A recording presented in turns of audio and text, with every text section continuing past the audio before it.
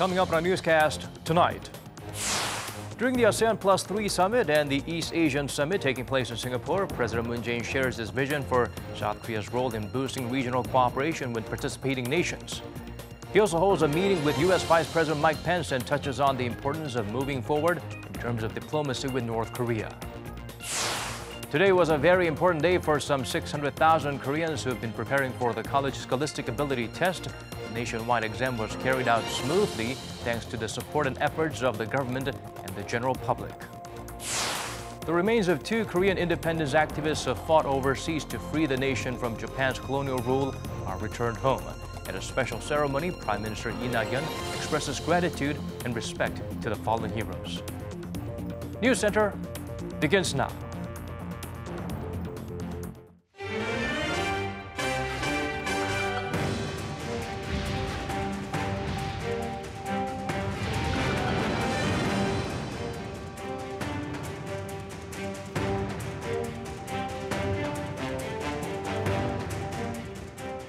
It's 8 p.m. here in Korea, live from our studio in Seoul. This is Arirang News Center. Welcome to our program. I'm Daniel Cha. We begin with the ASEAN Plus 3 summit and the East Asian summit held today in Singapore. There, President Moon Jae-in shared his vision for Korea's role in boosting regional cooperation among Southeast Asian nations. Hwang Ho-jun has our top story. During the ASEAN Plus 3 summit meeting, President Moon Jae-in affirmed that his vision for East Asian and Southeast Asian countries is ultimately regional peace and co-prosperity. The focal point, he said, of ASEAN Plus 3 has been building an East Asian community. And as such a community, members must achieve a peace and prosperity that enables all of them to thrive. To move toward the formation of the East Asian community, President Moon introduced some important areas of cooperation and the role of South Korea within those. First, he stressed the need in the region for a stronger crisis response system. He highlighted the efforts of the ASEAN Plus 3 to build a steady cooperative base against threats to financial liquidity and food supplies. Such efforts include the Chiang Mai Initiative Multilateralization, or CMIM, a multilateral currency swap for supporting dollar liquidity in the event of a financial crisis. Also, the ASEAN Plus 3 Emergency Rice Reserve, which mitigates the impact of natural disasters and major calamities on food security. He then stressed the significance of innovation and coming up with a unified logistical system for cooperation among the countries in areas such as transportation, energy, and ICT. President Moon also underscored the importance of cultivating human talent through cross-border education, and he insisted that countries must work together to improve the quality of life for all members of the ASEAN community. During the East Asia Summit as well, which followed the ASEAN Plus 3 summit, President Moon further emphasized the need for cooperation on the global stage in fighting the threats of terrorism, violent extremism, natural disasters, and trade protectionism. He said South Korea will lead the way to a, quote, people-centered East Asia that is both peaceful and prosperous. Hwang Ho-jun, Arirang News. Staying in Singapore, President Moon also visited a state-of-the-art subway complex being built by Korea's GS Engineering and Construction. He praised the Korean workers for their technical skills in building a 4-in-1 rail and bus depot, believed to be the first of its kind in the world, and offered them some words of encouragement. The president promised to provide distribution and financial support for Korean firms doing business overseas. He also called on the companies to work in line with the fast-approaching fourth industrial revolution and to integrate cutting-edge technology into the smart construction sector so they can win more deals abroad. It was the South Korean leader's first visit to an overseas construction site since taking office. On the sidelines of the ASEAN-related summits, President Moon sat down with U.S. Vice President Mike Pence. Talks centered around their commitment to pushing ahead on diplomacy with North Korea. Shin Se-min shares with us what was discussed.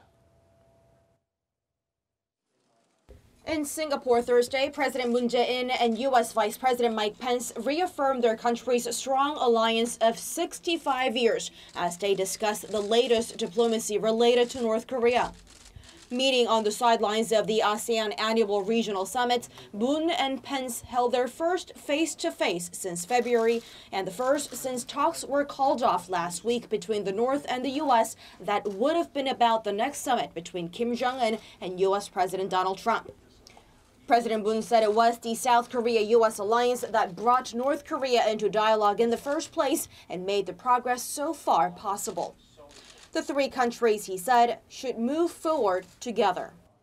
앞으로도 한반도의 완전한 비핵화와 항구적인 평화를 하기 위해서 남북 관계와 또 북미 관계가 함께 이렇게 발전해 나갈 수 있도록 한미 양국 간의 긴밀한 협력과 공조가 있기를 바랍니다. To that, Pence said he looks forward to the next meeting between North Korea's Kim Jong-un and President Trump, and that Trump believes a second summit will lay a strong foundation for the joint objective of the region's long-term denuclearization. But much work remains, and I look forward to discussing with you the plans for another summit between the President and Chairman Kim, and how we can work even more closely together in the days ahead to ensure peace and security come at last to the Korean Peninsula.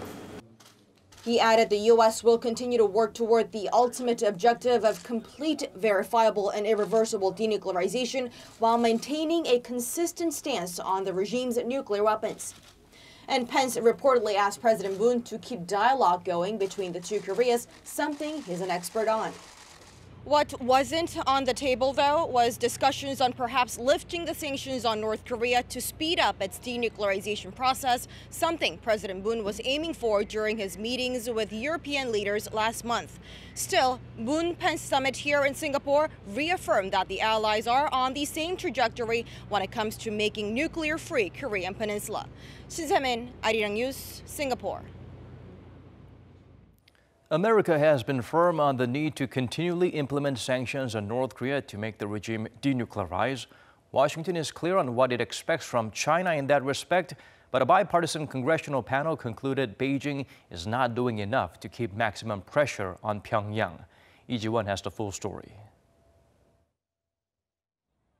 Releasing its annual report on Wednesday, the U.S.-China Economic and Security Review Commission noted that China appears to have already started to loosen enforcement of sanctions on the North Korean regime. The report said that when China enforced sanctions more thoroughly in the past, it led to a significant decrease in North Korean exports to China. However, the Commission says China's enforcement measures still have holes, including the use of ship-to-ship crude oil transfers. It added Beijing always leaves key lifelines in place for North Korea, most notably oil exports, which it believes averts a complete regime collapse. The report also says that Beijing's priorities for nuclear talks with Pyongyang differ from those of Washington and Seoul. It claims that rather than denuclearization, China values stability and undermining the South Korea-U.S. alliance. It expects that as the denuclearization negotiations proceed, China will continue its efforts to implement their format, substance, and implementation. Beijing, according to the report, is also concerned that in case of a military contingency caused by nuclear brinkmanship, it could see an inflow of refugees from the north, lose weapons of mass destruction, or reunification led by South Korea, so China is prepared to move decisively for its interest in such a crisis, including through military intervention. The report claims that entry by Chinese forces into North Korea could result in clashes with South Korean or U.S. forces, and even the Chinese occupation of North Korean territory. But it said that bilateral talks with China on these issues, despite their importance, remain underdeveloped. The report comes as tensions have spiked between the world's two largest economies over trade and tariffs issues. Established in 2000, the Commission has reported on China's economic and military rise, including recommendations for counteractions such as trade sanctions. Lee Ji-won, Arirang News. A group of more than 100 South Koreans will be crossing the border to visit the North's Geumgangsan mountain later this week to celebrate the 20th anniversary of tours there. The programs originally were a gesture of inter-Korean reconciliation, but it's been suspended around a decade ago. According to Seoul's Unification Ministry, Hyundai Group Chairwoman Hyun Jung-eun and other executives, government officials, and the press will be going to that mountain on Sunday. Around 80 North Koreans will also attend the celebrations, which will include performances, commemorative free tree planting, and a banquet. The ministry made it clear the trip has nothing to do with resuming the tour programs. And a 5-member high-level delegation from North Korea is here in the nation primarily to attend an international conference set for tomorrow. Today, the visitors took a tour around some key industrial facilities in Gyeonggi-do Province. According to our Oh Jung-hee, they showed keen interest in smart technology. For the first time in 11 years, North Korean senior officials looked around economic facilities in South Korea. The 5-member high-level delegation from North Korea, led by Lee Jong-hyuk, vice chairman of Pyongyang's Korea-Asia-Pacific Peace Committee, visited Pangyo Techno Valley in Gyeonggi-do Province on Thursday. The high-tech industrial complex just south of Seoul was built as a hub to test out fourth industrial revolution technologies. Gyeonggi-do Province Governor Lee Nak-yon accompanied Ri, and they tried out self-driving vehicles for themselves and watched 3D printing technology. In the afternoon, Ri visited a farming technology complex in the same province and toured around smart farms and greenhouses. Though Ri is not deeply involved in the economy or science in the north, watchers believe there is a reason as to why he visited the industrial facilities in South Korea. After Kim Jong-un took power, Pyongyang's been stressing the importance of advanced science and technology and is looking for ways to adapt technology to farming to improve food supply. When Kim Jong-un visited China in June, he himself also visited farming technology centers in Beijing. Pyongyang's delegation came to the south after an invitation from Gyeonggi-do Province, not the Seoul government, to take part in an international conference on Friday. The delegation initially included 2 senior North Korean officials, Kim Sung-hye and Lee Jong-hyuk, who've been involved in Pyongyang-Washington negotiations and inter-Korean discussions respectively. But Kim Sung-hye didn't make the journey to the south. Seoul's Unification Ministry ruled out the possibility of an official meeting with the North Korean delegation, as their visit is of a civic nature, but admitted there could be unofficial working-level contacts. Oh Jung-hee, Arirang News. At the heavily fortified border between the two Koreas, the two sides started work on taking down 10 guard posts each. Seoul's Defense Ministry unveiled the scene of one of the GP's demolition. Park Ji-won zooms in on the historic moments. South Korea's Ministry of National Defense allowed the presence of media teams to the scene of the demolition of one guard post in the demilitarized zone Thursday.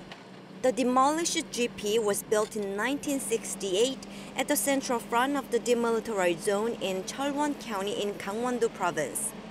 It is one of South Korea's 10 guard posts located within 1 kilometer south from the military demarcation line and that was selected to be completely removed by the end of this month.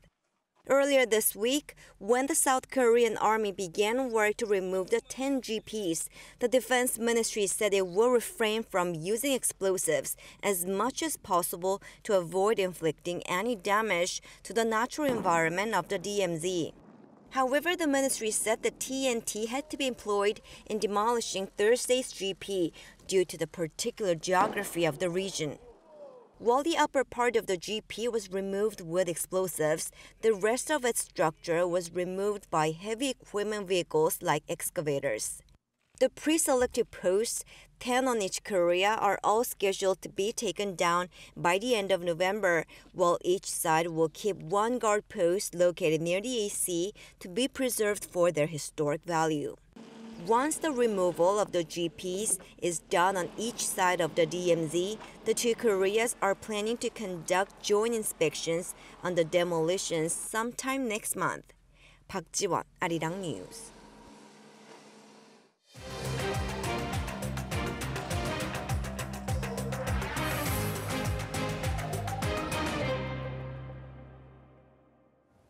It was a big day for college entrance test takers here in Korea. For many young students, the results could shape the rest of their lives, which is why the whole country is making efforts to ensure the big exam goes as smoothly as possible.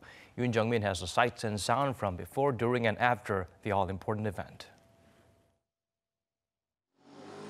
It was South Korea's annual College Scholastic Ability Test, or Sunung, on Thursday, with nearly 600,000 test takers, mostly high school seniors, taking the exam at 1,190 test sites nationwide.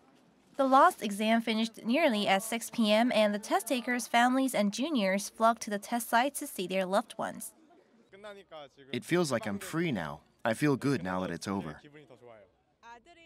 My son sometimes had a hard time while studying. I believe the result will be good. The test takers took Korean language, mathematics, English, Korean history, and more. Some chose to take either social science or natural science. The exams are considered one of the important tests in South Koreans' lives, and they often spend years studying for them. The results will determine which universities some test takers will be going to next year. Many Koreans believe a college shapes a person's future, so many study hard to get into prestigious schools. On the day of the Sunung test, the whole country supports the test takers. Extra public transportation was put on during morning rush hours, which were extended by 2 hours from 6 a.m. to 10 a.m. People began their work an hour later to reduce morning traffic jams for the test takers, and the police were on standby to give free rides for any test takers who need them. The country's stock markets also opened and closed an hour later. Traffic was controlled near the test sites, and flights were put on hold in the afternoon for about 30 minutes during the English listening comprehension section to minimize disturbance. The exam results will be announced in the first week of December. Yoon Jung-min, Arirang News. Moving on to a different story now, the remains of Korean independence activists who fought abroad to liberate the nation from Japan's imperial rule were returned home today. Prime Minister Lee Nak-yon welcomed them and stressed Seoul and Pyongyang should work together towards creating one nation. Cha Sang-mi has more from the ceremony held at Incheon International Airport. South Korean Prime Minister Lee Nak-yon went to Incheon International Airport on Thursday to receive the remains of 2 Korean independence fighters who led movements abroad against Japanese colonial rule. In a ceremony at the airport, the Prime Minister expressed gratitude and respect for those who sacrificed their lives for Korea's liberation. He said the government will continue to cherish and follow what those patriots fought for. Both Koreas should start with what they can do together. The independence fighters certainly did not dream of a nation divided. We should take each step forward to build a nation that's independent and intact. The Prime Minister said the government will do its best to make the day come sooner when the Korean Peninsula achieves lasting peace and mutual prosperity. He added that the 2 Koreas promised at the Pyongyang summit to celebrate the 100th anniversary next year of the March 1st movement, a landmark act of resistance of Japan's colonial rule in the first half of the last century. The Ministry of Patriots and Veterans Affairs said the remains returned on Thursday were those of independence fighters Min Chun-gi and Kim San-hae.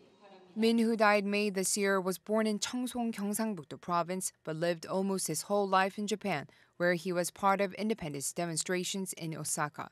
He was arrested in 1942 and was imprisoned for 3 years. Kim was born in Puryong, Hamgyeong-do Province, now part of North Korea. He was captured in Yanji, China by the Japanese for his resistance activities and spent 2 years in prison. Almost 50 years ago, when Kim was 70, he died and was buried in China. They will be reinterred in national cemeteries in Daejeon and Seoul, respectively. The PM said the remains of 136 fighters have been returned so far, but there are still nearly 400 that haven't been brought back, and he pledged to do his utmost for their return. Cha Sang-mi, Arirang News. Seoul is pushing for a fresh round of deregulation measures to help new industries prosper. During a weekly meeting with ministers, the nation's prime minister announced the government is overhauling 82 regulations in new sectors, including hydrogen fuel vehicles, drones, virtual reality, and biopharmaceutical. Lee Nak-yon especially underscored the plight of the hydrogen-fueled car sector, saying there are fewer than 600 such vehicles in the country due to strict regulations on the installation of charging stations. Stressing the job creation potential of the new businesses, the PM urged relevant ministries to take independent measures to strip away red tape. Seoul's Ministry of Foreign Affairs expressed deep disappointment over the Japanese foreign minister's remarks about the South Korean Supreme Court's decision on wartime forced labor. Taro Kono warned 2 weeks ago that the ruling ordering a Japanese firm to compensate workers for forced labor during World War II fundamentally undermines the legal basis of the two countries' bilateral relations. The nation's ministry said in a statement on Thursday, it has already made clear that the way to realize democracy is by honoring the court's decision and that the government will continue to take necessary measures. The ministry adds that although the Japanese government's current attitude does nothing to help bilateral relations, Seoul is still determined to work with Tokyo for future-oriented relations and call for the Japanese government to respond in the right way. IT and auto giants around the world are rushing to develop self-driving vehicles. Many believe they could dominate the streets within a few decades, but it seems South Korean developers face some bumps along the road before they can reach their full potential. Woo Soo-young explains further. Can Korea bring its automated car technology up to speed? That's the question being posed at the Pangyo Autonomous Motor Show, showcasing Korea's self-driving vehicles and technology. We've developed camera and radar technology, which picks up on the lanes and the surrounding environment, as well as the ability to change lanes, make a U-turn, and decide what to do at crossroads. Despite Korea's advanced IT and infrastructure making the country a good testbed for self-driving technology, certain restrictions have prevented the industry from taking off at full speed. While the government aims to commercialize Level 2 self-driving functions by the year 2020, European firms have already launched Level 3 cars that can partially steer themselves. In the US, some firms have already been testing fully autonomous vehicles with no driver behind the wheel. Industry watchers say action is needed to ensure Korea does not fall further behind. In other countries, they're setting up a new industrial landscape for services based on self-driving cars. In Korea, we don't even have vehicles that can achieve such functions yet. Also, governments in such countries actively support developers despite small accidents and issues. Countries like Germany and the US allow autonomous vehicles to test drive on public roads. However, in Korea, they can only be tested in select areas with a permit issued by the Transport Ministry and only if a driver is on board. Also, there are safety and regulatory issues that haven't yet been resolved. Currently, there's no clear standard on who takes the blame when there's an accident. There's no black box optimized for automated cars right now. Such a system requires data picked up by numerous sensors. That would have to be recorded, analyzed, and investigated by somebody. Developers say they face complicated legal procedures to get approval for new technologies, and they need more support for the industry to advance. Woo Soo-young, Arirang News.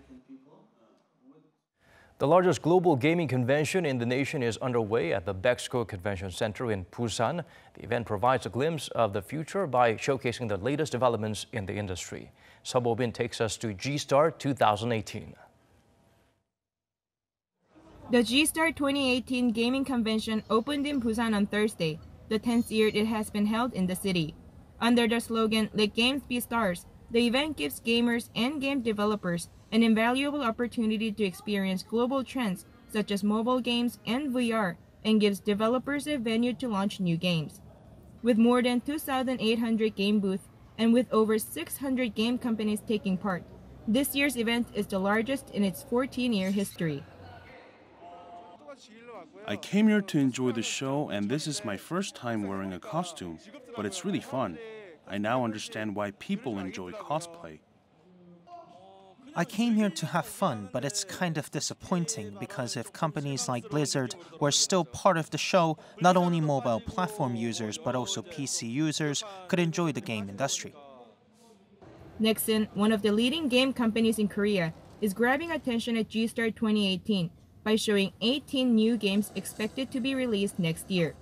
And global game company Epic Games is one of the main sponsors of this year's event, increasing the global awareness of G-Star 2018. Epic Games also showcased its hugely successful game, Fortnite, to local gamers in Korea. I thought it was a really difficult game at first, but after experiencing here, it seems like an easy game once you get used to it. The game itself is cute, so it seems fun and easy for girls to enjoy as well.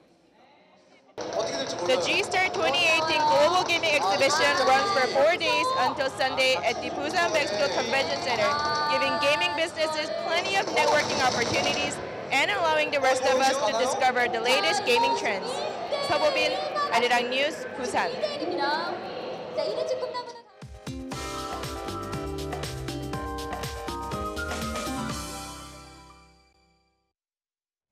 Time to turn to Michelle Bach at the Weather Center for the updates you need. Michelle, we hear that contrary to what I was expecting, the ultrafine dust pollution currently in Seoul is expanding instead of dissipating. That's right, Daniel. The air pollution in the capital will actually be fueled by more smog overnight, eventually blanketing most of the whole country by early tomorrow. And moreover, it's going to be cloudy in the afternoon, so we will have a very hazy Friday afternoon. Meanwhile, Beijing will be sunny, while Tokyo will have similar weather to Korea's Jeju Island. And on to the daily lows tomorrow. Seoul will begin at 6 degrees Celsius and Daegu and Gyeonggi-do at 5 and 3 degrees respectively. However, with the cold front moving in, the nation will see the daily highs drop, with most readings expected to range between the low to mid-teens. And after the weekend, temperatures will drop even further, nearing the 0-degree mark by next week. I'll leave you with the weather conditions around the world.